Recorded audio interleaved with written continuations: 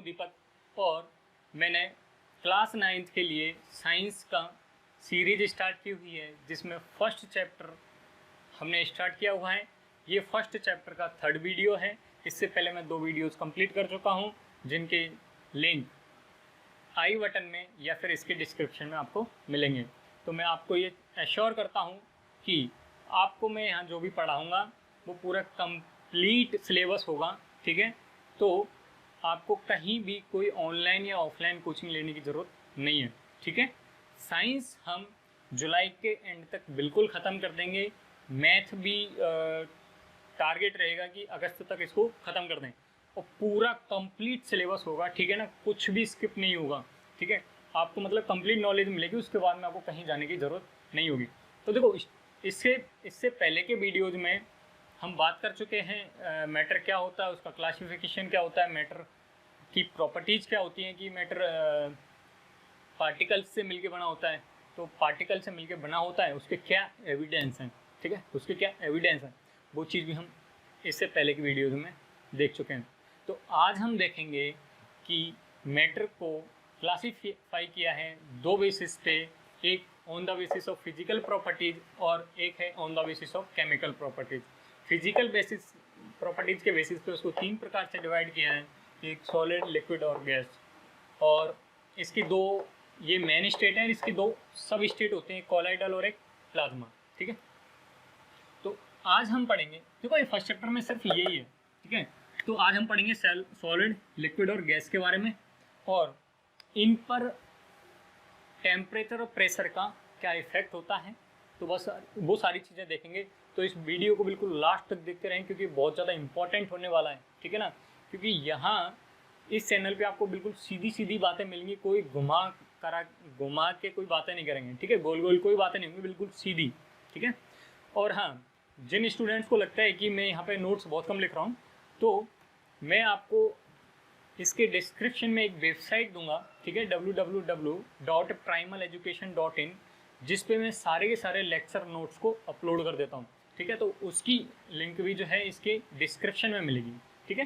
तो बिल्कुल निश्चिंत रहें। हाँ, उसमें आपको क्विज भी मिलेंगे जिससे आप अपनी नॉलेज भी ट्राई कर सकते हैं और सब कुछ फ्री ऑफ कॉस्ट है, बिल्कुल एब्सोल्युटली फ्री ऑफ कॉस्ट। सिर्फ फीस क्या है, आपका एक सब्सक्रिप्शन, ठीक है। आपको बस मेरे चैनल को सब्सक्राइब करना है, बेल आइकन दबाना है, एक लाइक करना है, कमेंट करना है और दोस्तों के साथ शेयर करना है, बस ये ही फीस है, इसके अलावा और कोई फीस नहीं है, ठीक है। चलो स्टार्ट करते हैं। सॉलिड्स की बात करते हैं। तो सॉलिड्स क्या होते हैं, हम 6th क्लास से पढ़ते आ रहे हैं कि ऐसे पदार्थ या फिर ऐसे सबस्टेंस जिनकी शेप और वॉल्यूम दोनों क्या होते हैं, फिक्स होते हैं। सच सबस्टेंस और such matters which have definite shape and definite volume are called solids. देखो, जिनके डेफिनेट शेप हो और डेफिनेट वॉल्यूम हो, ठीक है, डेफिनेट शेप हो और डेफिनेट वॉल्यूम हो, उसे हम क्या बोलेंगे, उसे हम सॉलिड बोलेंगे। जैसे मैं बात करूँ ये मार्कर की, तो मार्कर क्या है, एक सॉलिड है, ठीक है। इसकी एक डेफिनेट शेप है, एकदम राउंड बेलन जैसी, ठीक है, और इसका एक क्या है, डेफिनेट वॉल्यूम है। अब मैं इसको चाहे इस बोतल में पटक दूँ तब भी ये ऐसा ही दिखेगा, ठीक है, और इतनी जगह घेरेगा, ठीक है। तो ये इसको मैं कहीं भी पटक दूँ, ठीक है, तो क्या करेगा ये, इसकी एक डेफिनेट शेप होगी, इसकी डेफिनेट वॉल्यूम होगा। वो कब तक होगा, जब तक मैं इस पर एक्सटर्नल फोर्स ना लगाऊं, ठीक है। यदि मैं एक्सटर्नल फोर्स लगाऊंगा तो ऑब्वियसली इसमें कुछ डिफॉर्मेशंस होंगे, तो इसमें कुछ स्ट्रेस वगैरह जनरेट होगी, जो अपन के 11th क्लास का कॉन्सेप्ट है और उसको हम 11th में पढ़ेंगे, ठीक है। तो अभी के लिए क्या जानना है अपन को कि ये इसकी शेप फिक्स होती है, इसकी शेप डेफिनेट होती है, इसकी वॉल्यूम डेफिनेट होता है, लेकिन ये डेफिनेशन 6th क्लास की है और आप 9th क्लास में हो तो आपको बताना पड़ेगा कि इसकी शेप और वॉल्यूम फिक्स क्यों होता है, ठीक है। तो चलो इसको देखते हैं। मान लो कि ये हमने देख लिया कि मैटर क्या किससे मिलके बना होता है, पार्टिकल से मिलके बना होता है और वो पार्टिकल क्या होते हैं, या तो एटम्स होते हैं या फिर मॉलिक्यूल्स होते हैं, ठीक है। तो मान लिया कि कोई भी सॉलिड है तो उस सॉलिड के ये पार्टिकल्स हैं, ठीक है। ठीक है ना। कैसा लग रहा है? इनके बीच में देखो बिल्कुल भी गैप नहीं है, ठीक है। पार्टिकल्स एक दूसरे के एकदम पास पास में सटे हुए हैं, ठीक है ना, एकदम सटे हुए हैं, ठीक है, एक दूसरे को बाइंड अप कर रखा है, ठीक है। गैप है क्या इनके बीच में? बिल्कुल भी गैप नहीं है, ठीक है ना। जैसे हलवाई की दुकान पे लड्डू देखें, तो लड्डू के ट्रे में जो है लड्डू एक दूसरे के ऊपर ऐसे जो है जमे रहते हैं, ठीक है। उनमें कोई गैप होता है क्या? नहीं होता, ठीक है। यदि अब मैं उन लड्डूज के ऊपर मिट्टी डाल दूँ, ठीक है ना, तो क्या वो मिट्टी उनके अंदर घुस जाएगी? नहीं घुसती, क्योंकि वो एकदम पूरी तरीके से एक दूसरे से चिपके हुए होते हैं, ठीक है। चिपके होने का मतलब क्या है कि उनके बीच की जो डिस्टेंस है, वो क्या होगी? फिक्स होगी, ठीक है ना, वो क्या होगी? फिक्स होगी। इसीलिए सॉलिड्स को क्या बोलते हैं? रिजिड बोलते हैं, ठीक है। सॉलिड्स को क्या बोलते हैं? रिजिड बोलते हैं।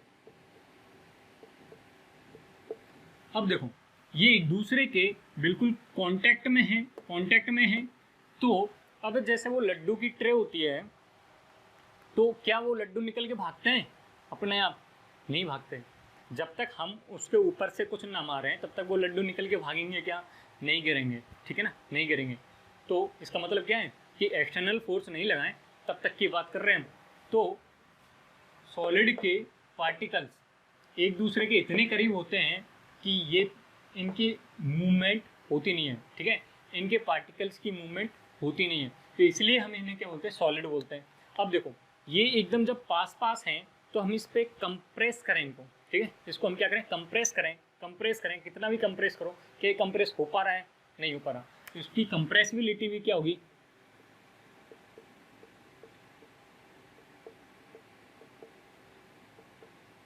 ऑलमोस्ट जीरो होगी, ठीक है। इसकी कंप्रेसिबिलिटी भी क्या होगी? ऑलमोस्ट जीरो होगी, क्योंकि इसको हम कंप्रेस नहीं कर पा रहे। देखो आइडियल चीज़ कुछ भी नहीं है, एक्चुअल में ये कंप्रेस होते हैं थोड़े बहुत, और एक्चुअल में ये थोड़े बहुत डिफॉर्म भी होते हैं, ठीक है ना। तो ये रिजिड होना, कंप्रेस होना, ये सब आइडियल बातें हैं, लेकिन आपके लेवल पे हम सिर्फ आइडियल बातें ही करेंगे, ठीक है। आगे जाके जब 11th क्लास में होंगे तो हम बोलेंगे कि डिफॉर्मेबल होते हैं, ठीक है ना, तो रियल बातें होंगी उस टाइम पे। लेकिन अभी के लिए आपको क्या मानना है कि ये सॉलिड रिजिड होते हैं। रिजिड का मतलब है कि उनके बीच के मॉलिक्यूल्स की डिस्टेंस फिक्स होती है और वो जैसे एक दूसरे की तरफ क्या मूव नहीं कर पाते, ठीक है। तो रिजिड होंगे। अब क्या होंगे? कंप्रेसिबिलिटी उनकी ऑलमोस्ट जीरो होती है या फिर जीरो होती है, जीरो बोलो बिल्कुल, ठीक है, आइडियल बात कर रहे हैं, जीरो होती है। अब देखो जब पार्टिकल्स मूव नहीं कर रहे तो इनमें काइनेटिक एनर्जी होगी क्या?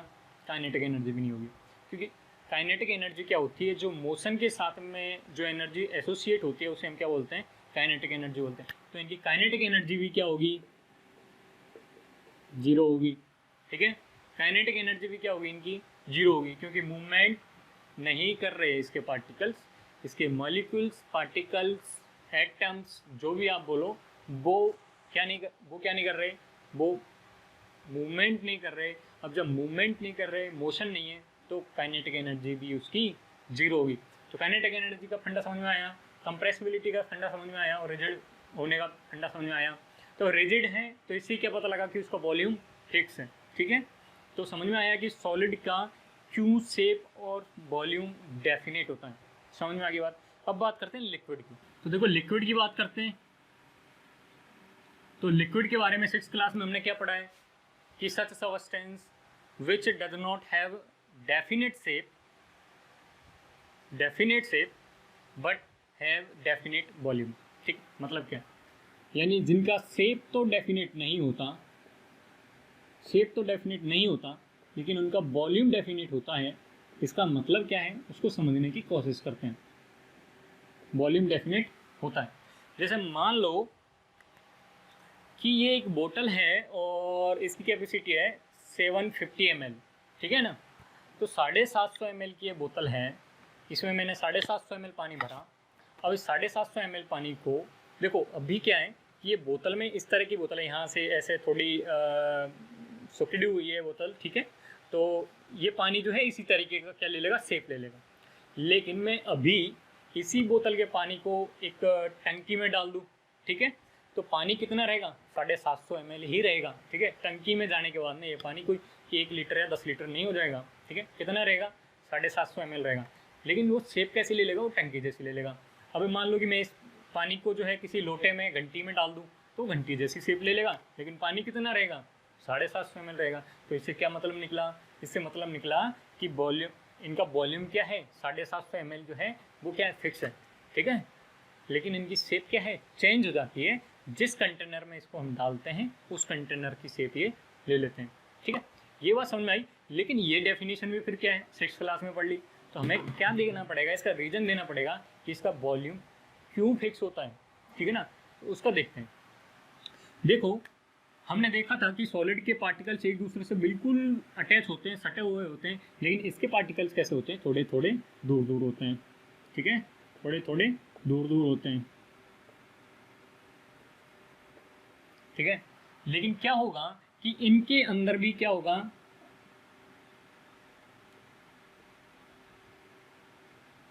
ठीक है, ये भी क्या है, बॉन्डिंग इनकी बनी हुई है, ठीक है, इनके क्या बॉन्डिंग बनी हुई है।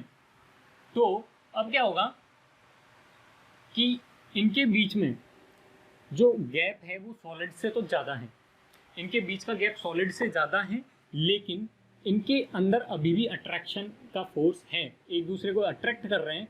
तो ये जैसे वैसा हो गया, ठीक है ना।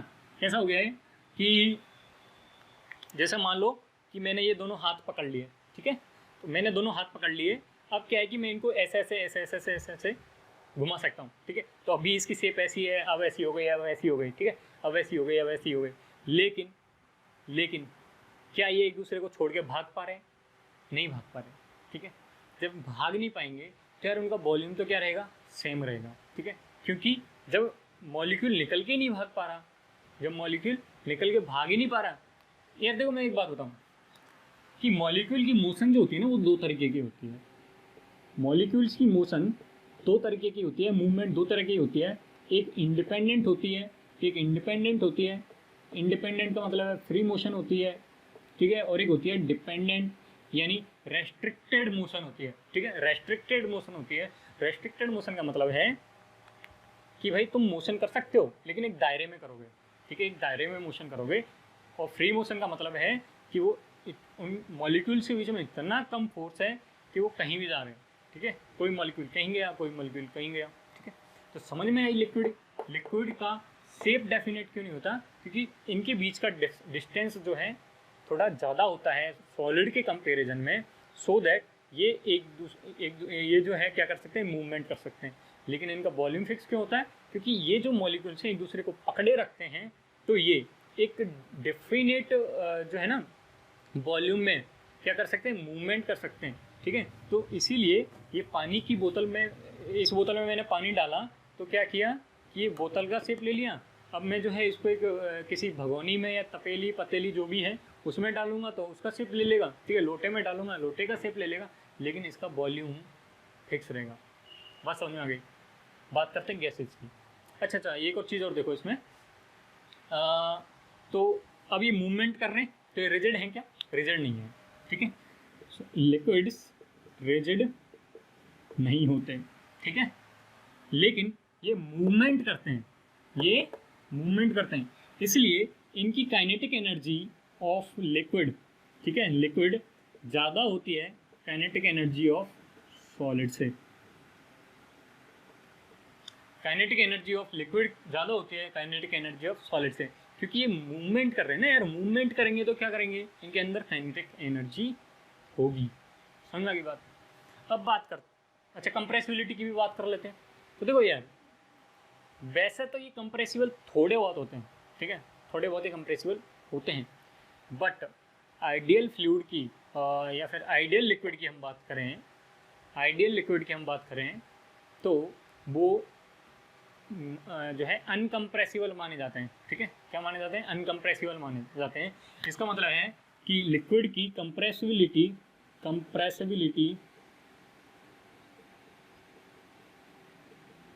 भी क्या होती है, ऑलमोस्ट जीरो होती है। सॉलिड्स की भी ऑलमोस्ट जीरो होती है, लिक्विड्स की भी हम ऑलमोस्ट जीरो मानते हैं, ठीक है, समझ में आ गई।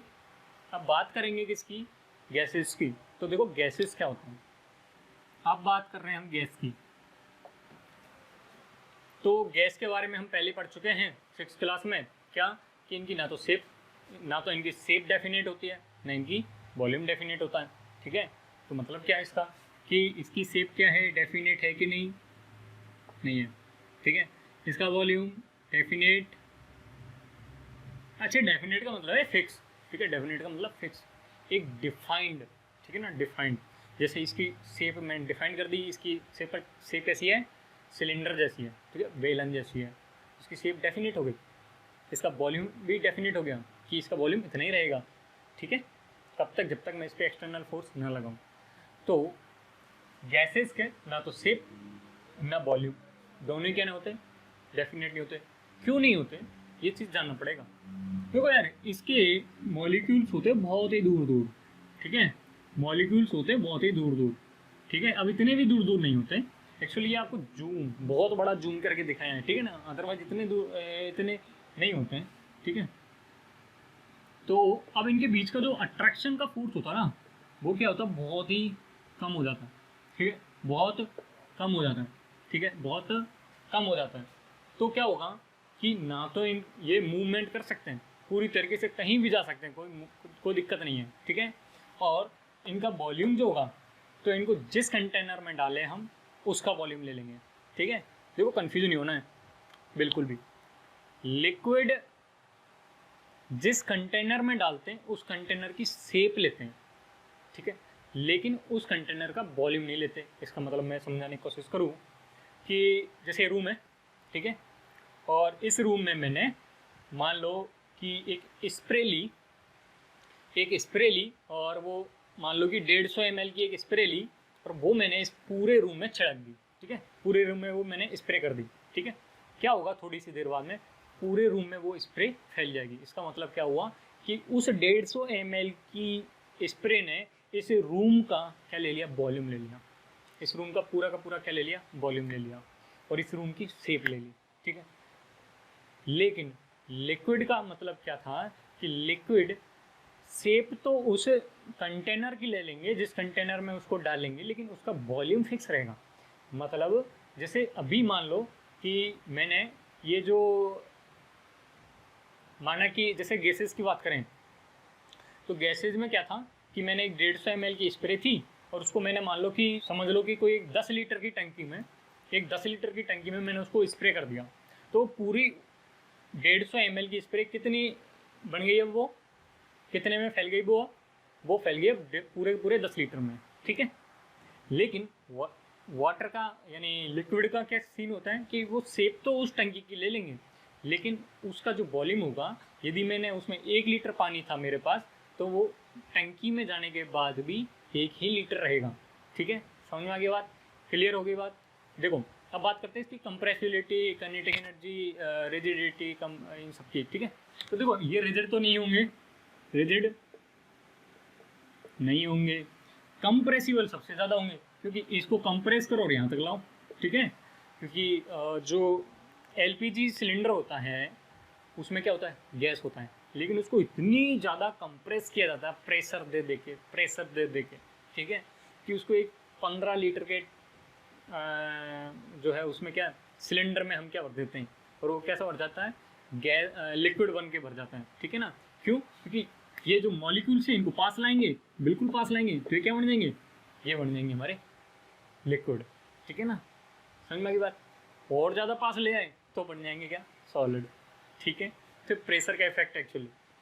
तो चलो देखो यहाँ देखो, इसका रिजल्ट भी नहीं है, कंप्रेसिबिलिटी सबसे ज़्यादा है। ठीक है, कंप्रेसिबिलिटी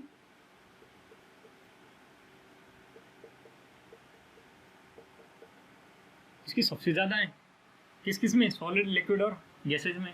तो काइनेटिक एनर्जी की तो बात ही मत करो। ठीक है ना, ये तो सबसे ही ज़्यादा है। ठीक है ना, क्योंकि मूवमेंट बहुत ही ज़्यादा होती है इनके पार्टिकल्स में। ठीक है ना, इसलिए क्या है, इसकी काइनेटिक एनर्जी ज़्यादा होती है। तो यार ये वीडियो समझ में आई है तो इस वीडियो को लाइक करो। ठीक है, क्योंकि इस वीडियो में बस इतना ही। नेक्स्ट वीडियो, एक और वीडियो बनाएंगे, उसमें हम टेम्परेचर और प्रेशर्स के इफेक्ट की बात करेंगे। तो प्रेशर से इफेक्ट की तो एक बात हुई कि लिक्विड को यदि गैस को यदि प्रेशराइज्ड किया जाए तो लिक्विड में कन्वर्ट कर सकते हैं, लिक्विड को प्रेशराइज्ड किया जाए तो उसको सॉलिड में कन्वर्ट किया जा सकता है। प्रेशर का इफेक्ट ये हुआ, लेकिन अगले चैप्टर में हम बात करेंगे, यानी अगले वीडियो में हम बात करेंगे कि टेम्परेचर के इफेक्ट क्या होते हैं। ठीक है, तो इस वीडियो में बस इतना ही। Thanks for watching. यदि वीडियो समझ में आई है तो लाइक ज़रूर करें। चैनल सब्सक्राइब नहीं किया है तो बिल्कुल कर ले, क्योंकि मैं पूरा सिलेबस करवाने वाला हूँ। और ये आप चाहे कोई आईआईटी, भविष्य में आप चाहे आईआईटी की तैयारी कर रहे हों, चाहे एनटीएससी की तैयारी कर रहे हों, चाहे केवीपीवाई की तैयारी कर रहे हों, चाहे ओलंपियाड की तैयारी कुछ भी कर रहे हों, सबके लिए क्या है, ये वैलिड है यार। ये सारे के सारे फैक्ट क्या हैं, देखो बोर्ड में क्या इन चीज़ों को छुपा देते हैं। ठीक है, जो बोर्ड की तैयारी करते हैं इन चीज़ों को नहीं बताते कि काइनेटिक एनर्जी इनकी क्या होती है, कंप्रेसिबिलिटी क्या होती है, रिजिडिटी इनमें होती है कि नहीं होती, इन चीज़ों को नहीं बताते। लेकिन जब आईआईटी वगैरह के फाउंडेशन की बात करते हैं तो हम किस तरीके से समझ के चलते हैं कि ये बच्चा आईआईटी की तैयारी करेगा तो इसको क्या है कि पहले से ही इन चीज़ों से बता दो कि रिजिड क्या होता है, क्योंकि 11th में जाके रिजिड, ठीक है, डिफॉर्मेबल, ये सारी बॉडीज आएंगी। ठीक है ना, ये फर्स्ट फ़र्क होता है एक आईआईटी की तैयारी करवाने वाले में और एक बोर्ड की तैयारी करवाने वाले में। ठीक है, लेकिन बोर्ड की तैयारी करवाते हैं वो ट्यूशन फीस लेता है 10,000 या 20,000, और यदि वहीं आईआईटी किया जाता है बात तो वो लेता है लाख रुपये और 1.5 लाख रुपये। ठीक है, फ़र्क क्या है, थोड़ा सा है। ठीक है, यहाँ आपको बिल्कुल आईआईटी की तरीके से तैयारी करवाई जाएगी फ्री ऑफ कॉस्ट। ठीक है, बस आपको एक चीज़ करनी है, चैनल को सब्सक्राइब करना है, दोस्तों के साथ शेयर करना है। ठीक है, थैंक्स फॉर वॉचिंग।